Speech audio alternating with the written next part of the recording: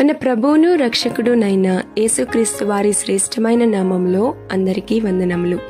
రోజుకు ఒక మిషనరీ జీవిత చరిత్రలో ఈరోజు మనం చూడబోచున్నది ఫెలిక్స్ మాంజ్ యొక్క జీవిత చరిత్ర.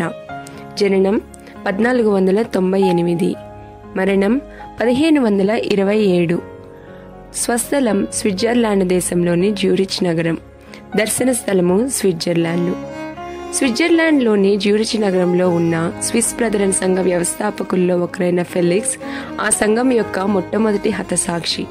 అతను హెబ్రీ, గ్రీకు మరియు లాటిన్ భాషల్లో పండితుడు.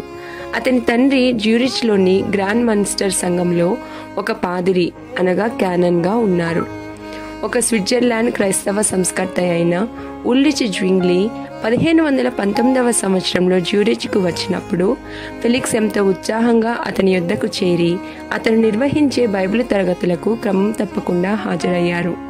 ఆ బైబిల్ పఠన సమూహంలో ఉన్న కాన్రాడ్ గ్రెబెల్ ఫెలిక్స్కు సన్నిహిత స్నేహితుడు అయ్యారు. వారిరువురు కలిసి లేఖనములను అధ్యయనం చేసి క్యాథలిక్ సంఘంలో అనుసరించబడుతున్న వాక్యానుసారంగా లేని పద్ధతులను ఖండించారు. శిశు బాప్తిస్మ పద్ధతిని, సంఘంపై రాజ్యాధికారాన్ని ఫెలిక్స్ ఖండించారు. జ్ఞాన వివేకముల వలనో లేదా భయము వలనో బాప్తిస్మము తీసుకొనకూడదని అతను విశ్వసించారు.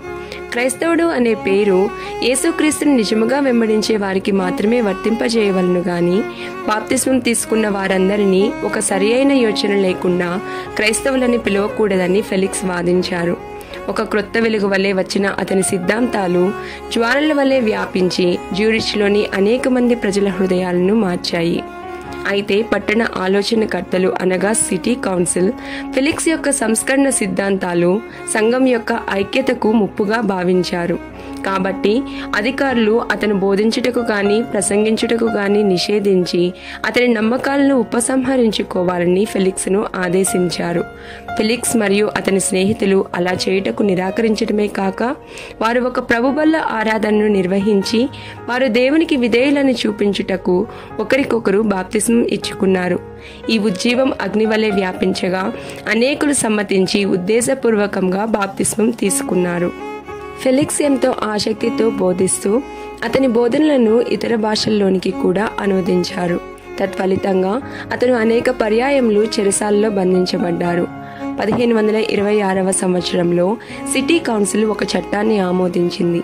అదేమనగా పెద్దవారు తిరిగి బాప్తిస్మం కనుక తీసుకున్నట్లయితే నీటిలో ముంచివేయబడుట వారికి కలిగే శిక్ష.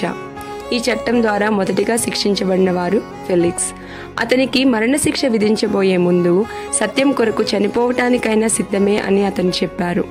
ఇంటూ దై hands I commend my spirit, నీ చేతికి నా ఆత్మను అప్పగించుకొనుచున్నాను అనే పాటను తాడుతో బంధించబడిన ఫెలిక్స్ బిగ్గరగా పాడుతూ లింబాట్ నదిలో మునిగిపోయారు.